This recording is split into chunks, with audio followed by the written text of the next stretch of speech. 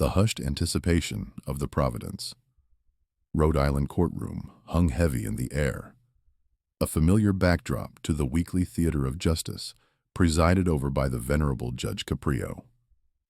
My name is David Miller, and on this particular day, I found myself standing before him, a traffic violation my unwelcome companion. Beside me, though not quite with me, stood my ex-wife, Sarah Kirk. A faint, almost imperceptible smirk played on her lips, a silent declaration of confidence that grated on my nerves even before the proceedings truly began. The judge, a figure of calm authority, was just beginning to review the details of my case when Sarah, with an astonishing lack of decorum, stepped forward. Her voice, usually modulated for effect, cut through the quiet. "Your Honor," she announced, her gaze sweeping across the room as if addressing a grand assembly, "I believe you're aware of my husband, Charlie Kirk. He's a very influential figure. I'm sure we can clear this up quickly."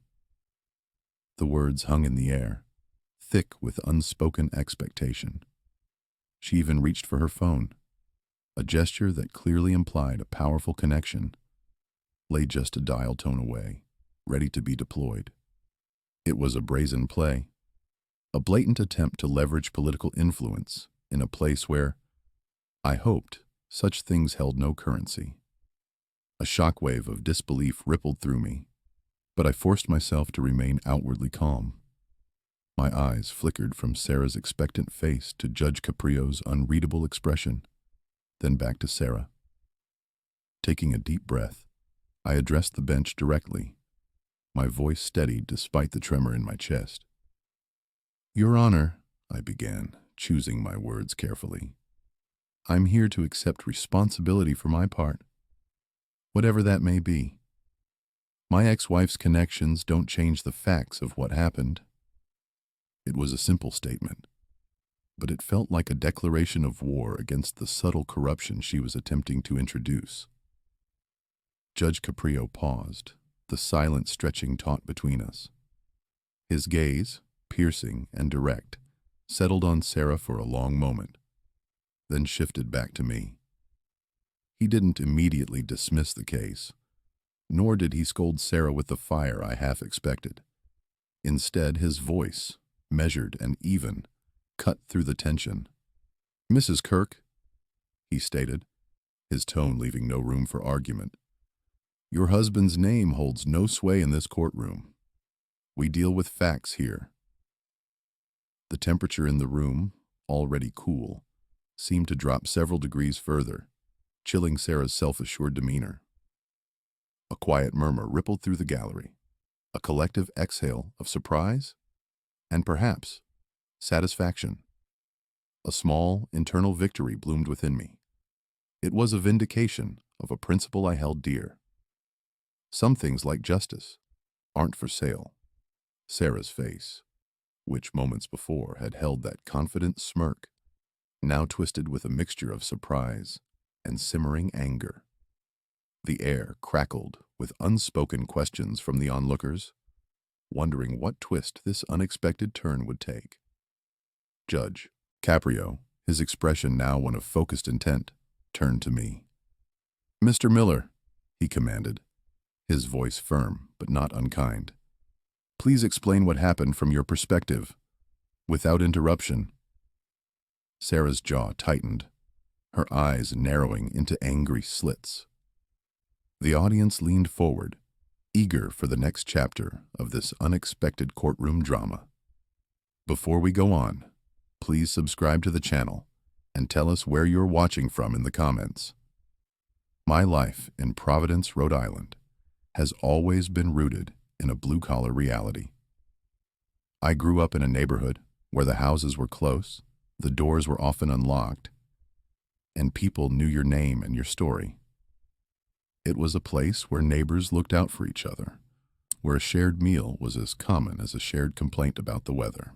My family, first-generation Americans with a proud Italian heritage, instilled in me the values of hard work and honesty.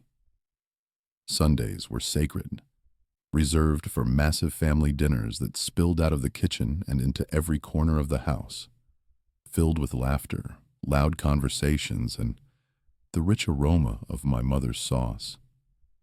Everyone worked hard, because that's just what you did.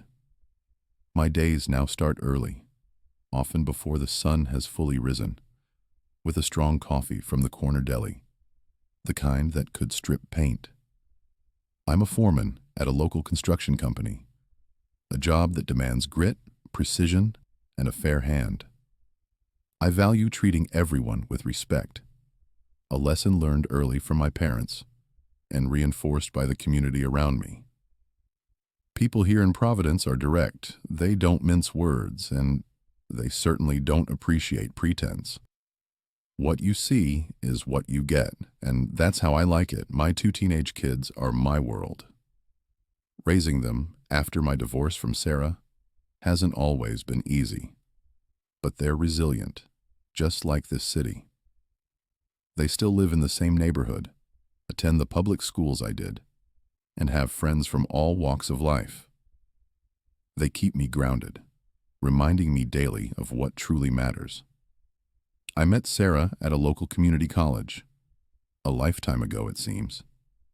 She came from a more affluent background, a world away from my own, but at the time, she seemed drawn to my grounded nature, my straightforwardness. She had a certain charm then, an ambition that I initially found appealing. Even back then, though, there were subtle differences in our views. She seemed to value status and connections more than I did, a nascent trait that I dismissed as mere youthful idealism. I recall small instances, almost imperceptible at the time, where Sarah would subtly drop names into conversations or try to leverage minor connections for small advantages. It was always for something trivial, a better table at a restaurant, a quicker appointment. I'd brush it off, thinking it was just part of her personality, not a sign of something deeper, something that would eventually unravel our lives. These moments felt like tiny cracks in the foundation of our relationship, but I didn't fully see them for what they were. I just wanted things to be easy. My life in Providence, Rhode Island, has always been rooted in a blue-collar reality. I grew up in a neighborhood where the houses were close, the doors were often unlocked, and people knew your name and your story. It was a place where neighbors looked out for each other, where a shared meal was as common as a shared complaint about the weather. My family, first-generation Americans, with a proud Italian heritage, instilled in me the values of hard work and honesty. Sundays were sacred, reserved for massive family dinners that spilled out of the kitchen and into every corner of the house, filled with laughter, loud conversations, and the rich aroma of my mother's sauce. Everyone worked hard, because that's just what you did. My days now start early, often before the sun has fully risen, with a strong coffee from the corner deli, the kind that could strip paint. I'm a foreman at a local construction company, a job that demands grit, precision, and a fair hand. I value treating everyone with respect, a lesson learned early from my parents and reinforced by the community around me. People here in Providence are direct. They don't mince words, and they certainly don't appreciate pretense. What you see is what you get, and that's how I like it. My two teenage kids are my world. Raising them after my divorce from Sarah hasn't always been easy, but they're resilient, just like this city. They still live in the same neighborhood, attend the public schools I did, and have friends from all walks of life.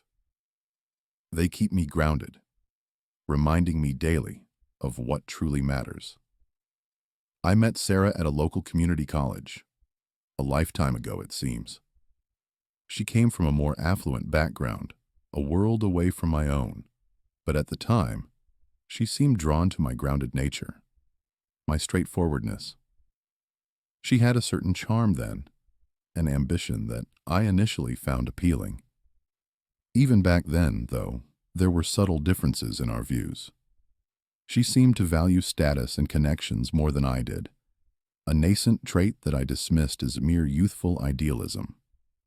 I recall small instances, almost imperceptible at the time, where Sarah would subtly drop names into conversations or try to leverage minor connections for small advantages. It was always for something trivial: a better table at a restaurant, a quicker appointment. I'd brush it off, thinking it was just part of her personality, not a sign of something deeper, something that would eventually unravel our lives. These moments felt like tiny cracks in the foundation of our relationship, but I didn't fully see them for what they were. I just wanted things to be easy. The true deterioration of my marriage to Sarah wasn't a sudden collapse, but a slow, grinding erosion, marked by a series of small, almost imperceptible shifts. As her ambition grew, her focus began to drift, no longer centered on our shared life, but increasingly consumed by the pursuit of social and political influence. It was a subtle, insidious change, like a vine slowly strangling a tree. I remember one particular evening at a party, surrounded by her new, increasingly affluent friends. I made some innocuous comment, and Sarah, with a saccharine smile that didn't quite reach her eyes, publicly corrected my grammar. It was a minor thing, a misplaced apostrophe perhaps, but the way she did it, the slight emphasis on my error, made me feel small, like an unpolished relic from her past. Another time, during a rare visit from my blue-collar family, she spent the entire evening subtly, almost imperceptibly, bragging about her important new friends, dropping names of local politicians and wealthy donors. My family, used to honest conversation and genuine connection, grew increasingly uncomfortable, their smiles fading into polite, strained expressions. These weren't explosive arguments, but rather quiet humiliations, chipping away at my self-esteem, leaving behind a residue of inadequacy. There were broken promises, too. I had a long-held dream of starting a small local construction business, something rooted in the community, providing good jobs. Sarah had initially professed support, but as her political star began to rise, that support evaporated. She dismissed my idea as not ambitious enough, a project too small, too provincial, for someone of her burgeoning stature. Her words, delivered with a casual disregard for my feelings, stung more than any outright disapproval. I felt constantly devalued, my aspirations deemed insignificant in the grand scheme of her new, glittering world. The emotional distance between us widened into a chasm. She became increasingly absorbed in her new circles, attending endless political events, fundraisers, and strategy meetings. More often than not, I was left to manage the kids and the household alone, a silent, uncomplaining partner in her ascent. I recall vividly her missing important school events, a parent-teacher conference, a school play where our son had a speaking part, all for networking opportunities that she deemed more critical. It was as if I and our children had become props in her life, not central characters. I wasn't a partner anymore. I was a logistical manager, a convenient fixture. Then came the political shift, a defining moment in the unraveling of our marriage. Sarah became increasingly involved in conservative politics, particularly drawn to the figures and ideology associated with Charlie Kirk. Initially, I tried to tolerate it, to understand her newfound passion, but her rhetoric grew more extreme, her views more rigid. She started looking down on my more moderate perspectives, on my working-class friends, seeing them as unsophisticated, uneducated, even misguided. Our political differences, once a topic for respectful debate, morphed into a personal chasm, a source of constant friction and unspoken judgment. She saw the world in black and white, and I, with my shades of gray, became a symbol of everything she was trying to leave behind. The divorce, when it finally happened, wasn't a shock. It was less a tragic ending and more a weary relief, a quiet acknowledgement that we had both outgrown the fragile connection we once shared. The incident in the courtroom, with Sarah brazenly invoking Charlie Kirk's name, wasn't an isolated event. It was, rather, the natural, inevitable outcome of years of Sarah prioritizing status, influence, and external validation over genuine connection, respect, and the simple, honest truth. I finally understood that her attempt to leverage power, to use someone else's name as a shield or a weapon, was not a new tactic. It was merely an amplification of a pattern she had always exhibited, just on a grander, more public scale. This time, however, she was attempting it in a place where facts, not connections, were supposed to reign supreme. David reached his breaking point. It was a quiet, internal snap. Not an explosive outburst, but a firm, unyielding resolve that settled deep within him. He couldn't let Sarah's relentless manipulation, her constant striving for external validation, continue to dictate the terms of his life, and more importantly, his children's understanding of justice. He realized he needed to stand firm, not just for himself, to reclaim a sense of personal dignity, but to model for his kids that integrity, honesty, and adherence to principles truly mattered, even when facing someone who seemed to believe they were above such things. He began to meticulously prepare for the upcoming court date. This wasn't a rash decision, but a deliberate, almost meditative process of gathering facts and evidence. He started by reviewing the incident itself, recalling every detail, every angle.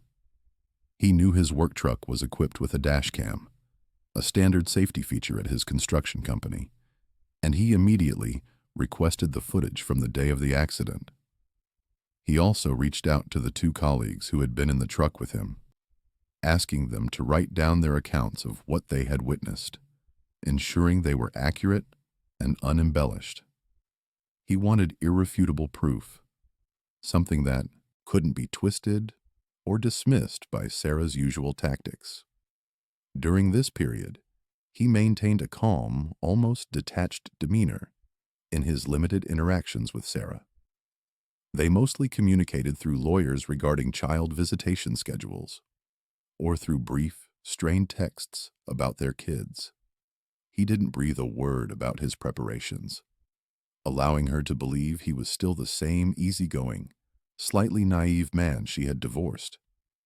He knew she likely assumed he would just accept whatever outcome she tried to force, perhaps even be intimidated by her perceived connections.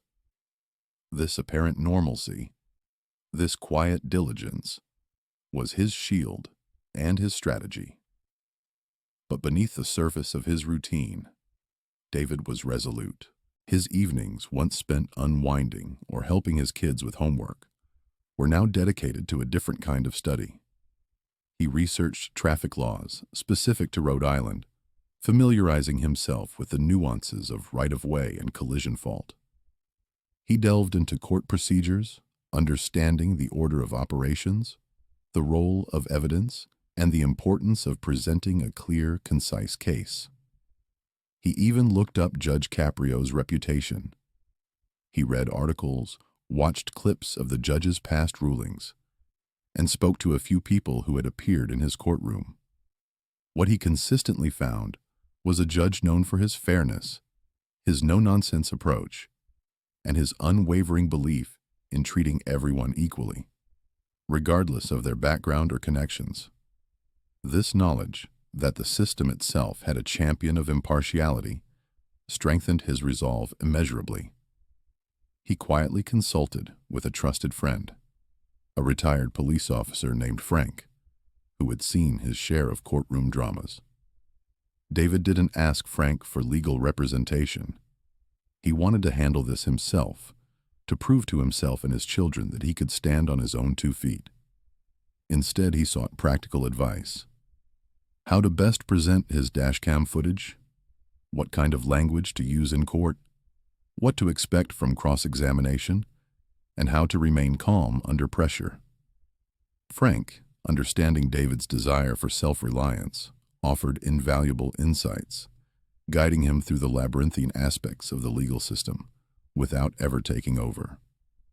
This methodical preparation, this quiet gathering of facts and understanding of the process, empowered David in a way he hadn't felt in years. He was no longer just reacting to Sarah's maneuvers. He was actively taking control of his narrative, ensuring that the truth, unvarnished and undeniable, would be heard. He felt a quiet strength building within him, a deep-seated conviction that he was doing the right thing, not for revenge, but for justice, for integrity, and for the example he needed to set for his children. He was ready. The courtroom, hushed moments before, now thrummed with a low, nervous energy. Judge Caprio's words still hung in the air, a stark declaration to Sarah that her husband's name held no sway here. Sarah, for the first time, looked genuinely flustered, her usual composure cracking around the edges. Yet a flicker of defiance remained in her eyes, as if she still believed she could intimidate David into retreating. But retreat was no longer an option. David, feeling the quiet strength of his preparation, calmly stepped forward when Judge Caprio gestured for him to speak. He didn't raise his voice, didn't grandstand. He simply addressed the judge with a respectful, measured tone. "Your Honor," he began, "I understand the court deals in facts, and I have evidence to present that I believe will clarify the events of that day." With that, he walked to the court clerk, handing over a small USB drive.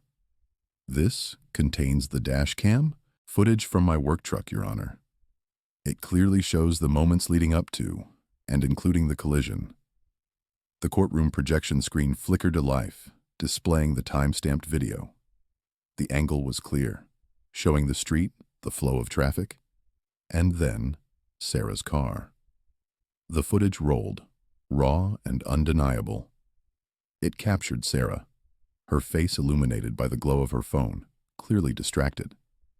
It showed her indicating a turn and then, without waiting for the lane to clear, swerving sharply, causing the minor but unavoidable collision with David's truck. The impact, the screech of tires, all played out for the entire courtroom to see. Sarah gasped audibly. "That's not what happened. He's lying," she blurted out, her voice suddenly shrill, her carefully constructed composure collapsing entirely. She started to rise from her seat, her face contorted in a mixture of disbelief and fury.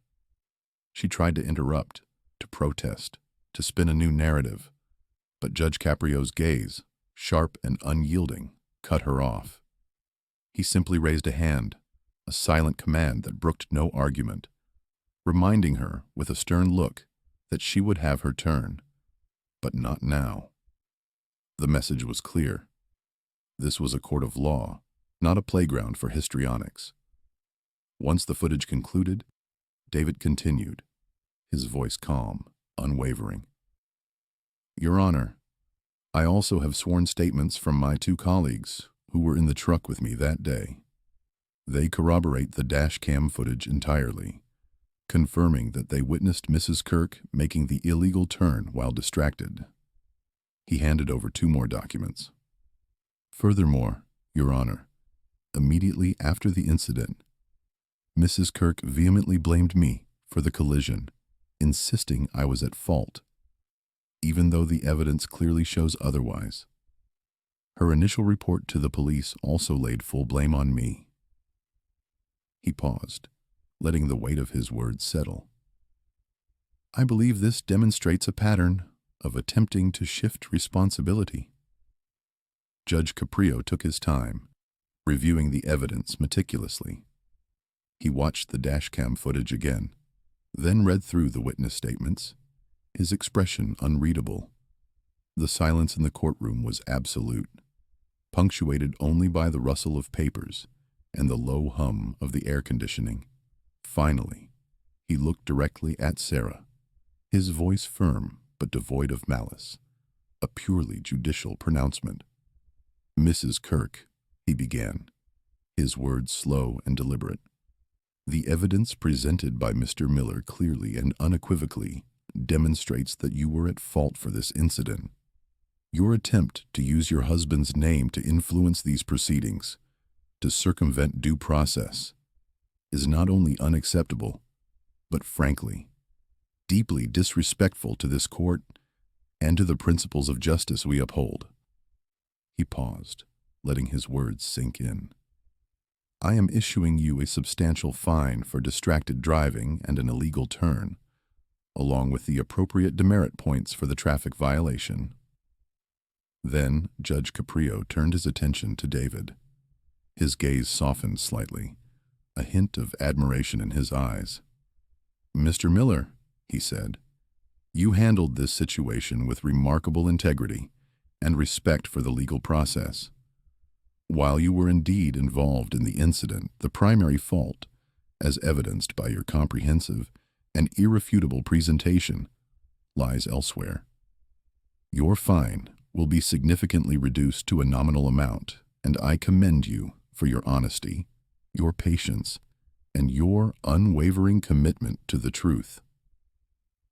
A wave of quiet applause, almost a murmur of relief and approval, rippled through the gallery. Sarah sat utterly defeated, her face pale, her eyes wide with shock and humiliation. The news cameras, which had initially been present for a different, high-profile case, had captured the entire, stunning exchange. The story that would soon stun America had just unfolded. Sarah's attempt to leverage her husband's name backfired spectacularly. The incident, captured by the news cameras, quickly went viral. Clips of Judge Caprio's stern but undeniably fair ruling, juxtaposed with Sarah's initial arrogance and subsequent humiliation, circulated widely across social media platforms and news outlets. She faced an immediate and intense public backlash, not just for the traffic violation itself, but for her perceived arrogance, her abuse of influence, and her blatant disregard for the sanctity of the courtroom. Her connections, the very currency she valued so highly, were shown to be utterly powerless in a court of law, serving only to amplify her downfall. The story became a cautionary tale, a stark reminder that some things, like justice, cannot be bought or influenced by status. Meanwhile, David felt a profound sense of relief and, more importantly, vindication. His phone buzzed constantly, with messages of support from friends, family, and even complete strangers who had seen the news. His kids, who had been quietly observing the unfolding drama, now looked at him with a newfound respect, seeing him not just as their dad, but as someone who had stood up for what was right against powerful odds. He continued his life in Providence, his integrity affirmed, his quiet principles having triumphed over bluster and entitlement. The experience had forged in him a new sense of peace and an unshakable confidence in the power of truth. Reflecting on the entire ordeal, David understood more deeply the importance of dignity and respect, not just within the confines of a courtroom, but in every facet of life. He often spoke about how true power didn't emanate from political connections, social status, or a famous last name. Instead, it stemmed from an unwavering commitment to truth, integrity, and treating every individual with inherent worth. He emphasized that everyone, regardless of their background or perceived influence, deserved to be treated equally under the law, and that justice, when administered fairly, served as the bedrock of a civil society. The judge's actions, in his eyes, had not just resolved a traffic dispute, but had reaffirmed a fundamental principle. Life, for David, began to take on a new, lighter rhythm. The heavy cloud of his contentious divorce and Sarah's lingering presence had finally lifted. He found himself more open, more present, and more genuinely happy. He even mentioned, with a shy smile, that he had started dating someone new. She was a local librarian, a woman who valued honesty, shared experiences, and quiet evenings over ambition and superficiality. Their conversations flowed easily, rooted in mutual respect and genuine connection, a stark contrast to the performative interactions that had characterized his previous marriage. He was building a life based on authentic relationships, free from the constant need to impress or leverage influence, a life where values aligned and hearts connected. The story concluded with David looking out over the familiar Providence skyline, the city lights twinkling beneath a vast star-peppered sky. A sense of quiet contentment settled over him, a deep-seated peace that came from living a life aligned with his core beliefs. He had learned that standing firm on your principles, even when it's difficult, even when faced with intimidation and manipulation, ultimately leads to a more fulfilling and just life. His principles, once tested, had proven to be his greatest strength, guiding him through the storm and into a future built on truth and genuine human connection. The chapter with Sarah was definitively closed, leaving him free to write a new one, grounded in integrity and quiet strength.